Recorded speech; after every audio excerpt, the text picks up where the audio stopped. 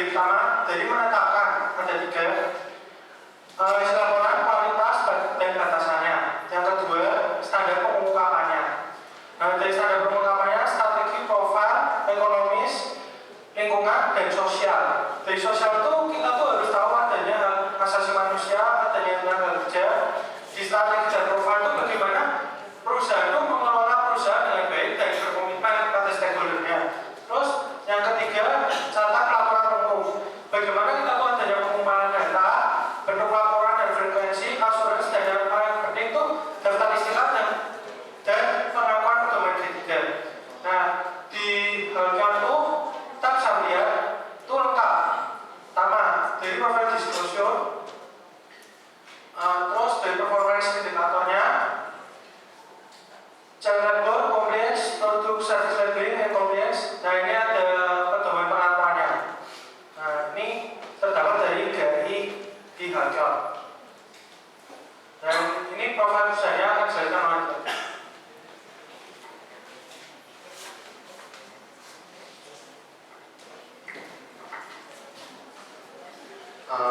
visi Halkion Agri Corporation sendiri yaitu untuk menjadi produsen karet alam yang unggul dalam hal kualitas produk, keberlanjutan, dan profitabilitas.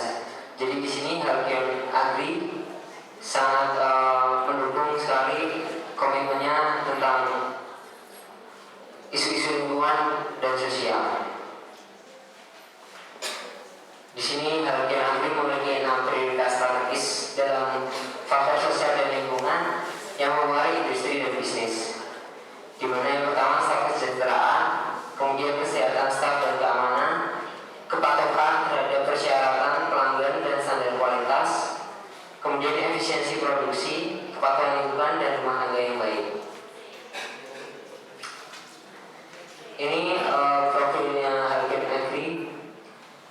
Halkion Agri sendiri memiliki kantor pusat di Singapura. Ini alamat lengkapnya. Terus kemudian Halkion menyediakan bahan baku karet untuk perusahaan-perusahaan ban internasional melalui pengolahan karet lembaran, dan bahannya itu terutama dari Sumatera Selatan Indonesia.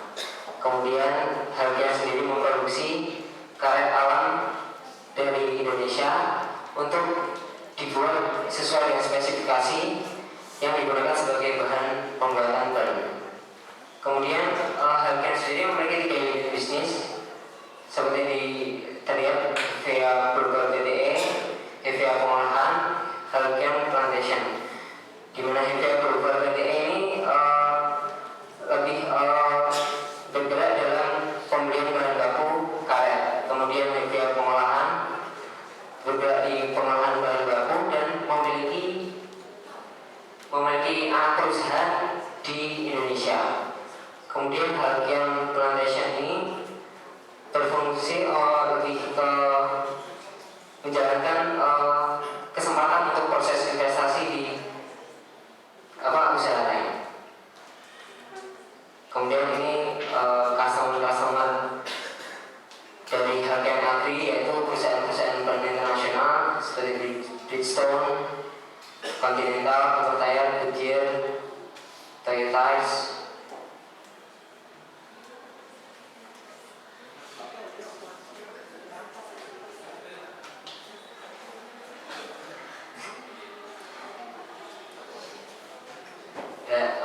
Halkion Agri sendiri telah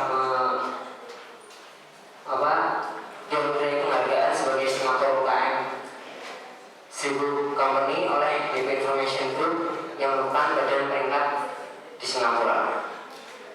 Selanjutnya parameter laporan.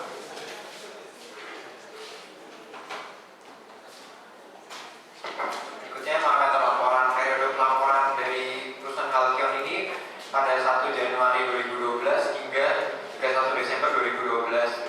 Dan ini merupakan pelaporan tahunan.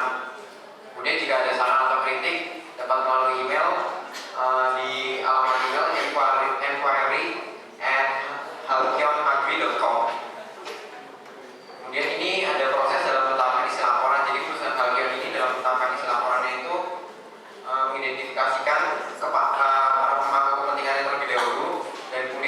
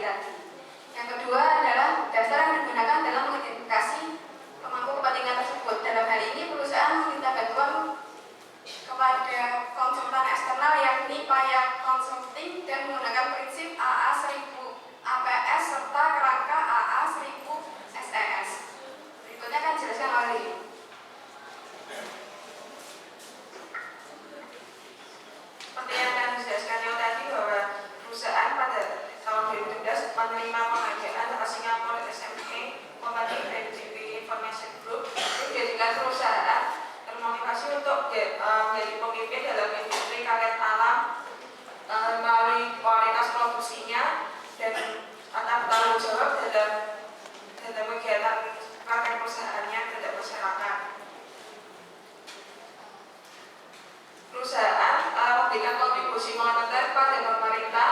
Hal ini bukan salah satu bentuk tanggung jawab perusahaan terhadap masyarakat dengan memberikan kontribusi mengalokasikan dana sebesar 3 sampai dengan 5 juta rupiah per bulan untuk pengembangan masyarakat dan perbaikan infrastruktur. Kedepannya perusahaan akan lebih berfokus lagi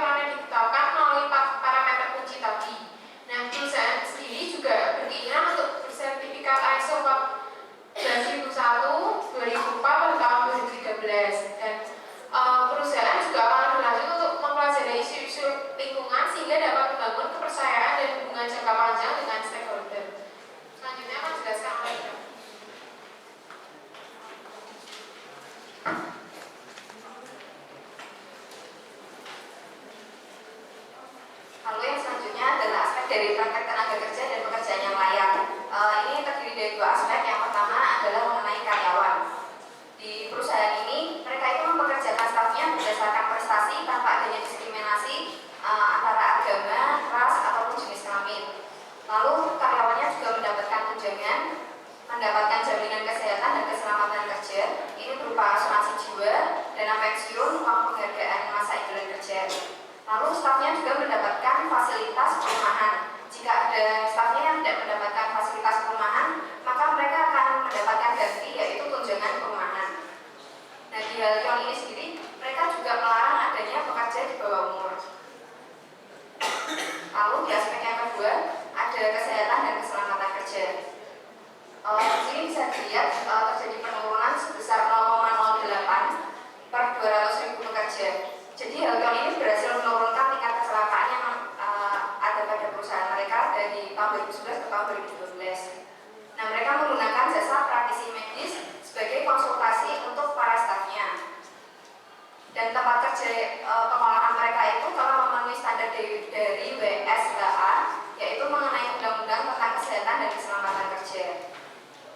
Lalu pada tahun ini mereka itu mempunyai tujuan untuk mencapai sertifikasi dari OHSAS 18001 itu mengenai undang-undang kesehatan dan keselamatan kerja juga.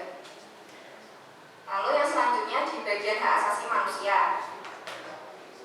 Mereka sangat melarang adanya pekerja di bawah umur seperti yang tadi sudah saya jelaskan. Lalu di bagian pemenuhan sosial, seperti yang tadi sudah dijelaskan oleh Lili, mereka itu memberikan kontribusi moneter. Dan ini meralat yang tadi itu yang benar adalah alokasi sebesar 3-5 juta dolar bukan rupiah. Untuk masalah kontribusi moneter ini, HAC sudah melaporkan bahwa Halcyon ini tidak ada permasalahan mengenai kontribusi moneternya, sehingga tidak ada denda dan sanksi untuk periode laporan ini.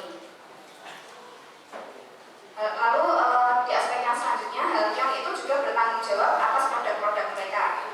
Maka pertama yang mereka lakukan adalah memastikan bahwa kualitas bahan baku produk mereka, yaitu karet, itu sudah sesuai dengan standar sertifikasi dari spesifikasi dari pelanggan. Sehingga mereka memelihara ISO 9001.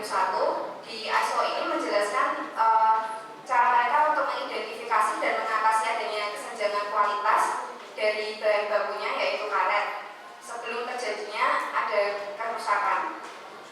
Lalu yang selanjutnya mereka juga telah memenuhi CBP. Ini adalah bea cukai dan perlindungan perbatasan. Jadi mereka menurut Halcyon ini CBP ini sangat penting karena ini merupakan jalur mereka untuk bisa melakukan transaksi dengan konsumennya yang ada di Amerika Utara. Nah, di sini ada gambaran mengenai hubungan antara pemasok, top manajemen, dan konsumen. Pemasok dan top manajemen akan saling komunikasi mengenai kualitas bahan baku mereka.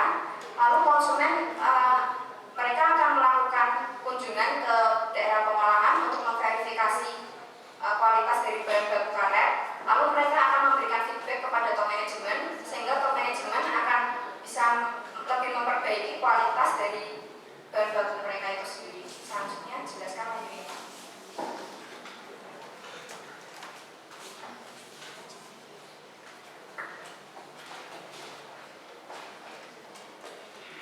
Setelah mengetahui mengenai standar pelaporan dari Halcyon, saya akan melanjutkan tentang kaitan core business dengan CSR Halcyon itu sendiri. Pertama-tama, core business dari Halcyon Agri adalah memproduksi, mengolah, memasok, dan memasarkan karet alam. Nah, karet alam ini akan digunakan sebagai bahan pembuatan bahan kendaraan. Nah, sebelum masuk ke CSR, apakah core business itu berhubungan dengan CSR? Nah, untuk menjawabnya, akan saya jelaskan mengenai CSR-nya satu persatu. Yang pertama adalah manajemen komitmen. Di sini manajemen itu berkomitmen terhadap pelaksanaan progresif dari inisiatif CSR Halcyon Agri, di mana manajemen itu ingin bersertifikat ISO 14001 dari yang sekarang itu baru ISO 9001. Lalu CSR yang kedua adalah stakeholder engagement. Di Di sini Halcyon ID itu memperhatikan dan mempedulikan serta menanggapi kebutuhan para pemangku kepentingannya seperti pelanggan, pemasok, dan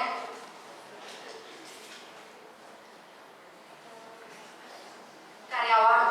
Kemudian yang ketiga adalah waste reduction and recycling, di mana perusahaan ini contohnya mendaur ulang skru bajanya, lalu untuk puing-puing karetnya dikumpulkan dan disumbangkan pada sektor usaha kecil di sekitar perusahaan tersebut.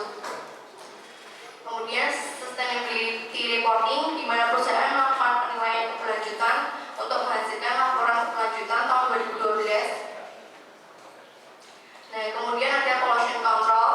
Di sini perusahaan mengurangi dua polusi, yaitu polusi air dan polusi udara, di mana polusi airnya itu berupa air limbah yang diuji setiap harinya untuk memastikan kualitasnya masih di atas batas hukum. Kemudian ada polusi udara, di mana perusahaan itu menguji emisi udara yang dihasilkan dari fasilitas mesinnya itu setiap harinya untuk mengetahui kualitas udara yang dihasilkan dari fasilitas tersebut.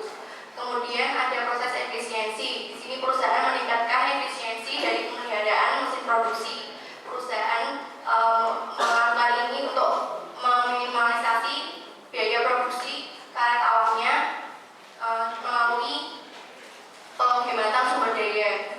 Kemudian ada social investment. Perusahaan ini menyediakan investasi bagi para stafnya berupa perumahan, tunjangan makanan, lalu tempat ibadah dan layanan lahan pertanian untuk para stafnya.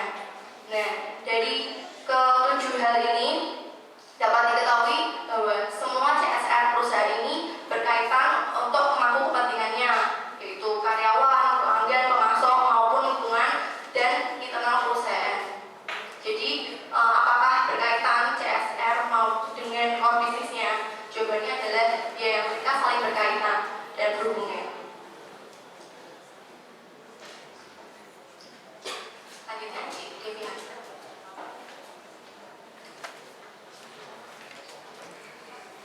Bagian terakhir saya beropini jika saya seorang investor, maka saya akan bersedia menaruhkan modal saya di perusahaan ini karena yang pertama seperti yang dijelaskan oleh presenter-presenter sebelumnya, perusahaan itu telah melakukan kegiatan CSR-nya dengan baik. Dan ini saya ambil dari annual report dari Halcyon Agri tahun 2012. Bisa kita lihat walaupun ini penggunaan listrik dan penggunaan batu bara itu meningkat dari tahun 2011 ke 2012, dan kualitas air yang semakin menurun dari tahun 2011 ke 2012. Namun hal ini bukan karena perusahaan tidak bertanggung jawab, namun karena seperti yang dijelaskan oleh Adel, itu tingkat produksi yang meningkat. Selain dari sisi CSR, saya juga mau menyoroti dari sisi keuangan. Yang pertama bisa kita lihat di sini EBITDA, yaitu laba sebelum bunga, pajak, depresiasi dan amortisasi itu meningkat 155% dari tahun 2011 ke 2012, dan net profitnya juga meningkat 130% dari tahun 2011 ke 2012. Lalu dari laporan posisi keuangan juga bisa kita lihat total hutang di sini menurun dan total aset itu juga meningkat. Yang selanjutnya return earning di sini juga meningkat dari 11,6 ke 20,1 dari tahun 2011 ke 2012. Dan dapat kita lihat di sini ini adalah grafik dari gambaran kenaikan pertumbuhan sales volume sampai net profit perusahaan. Dari sini kita bisa lihat bahwa perusahaan tidak hanya melakukan kegiatan CSR secara baik, namun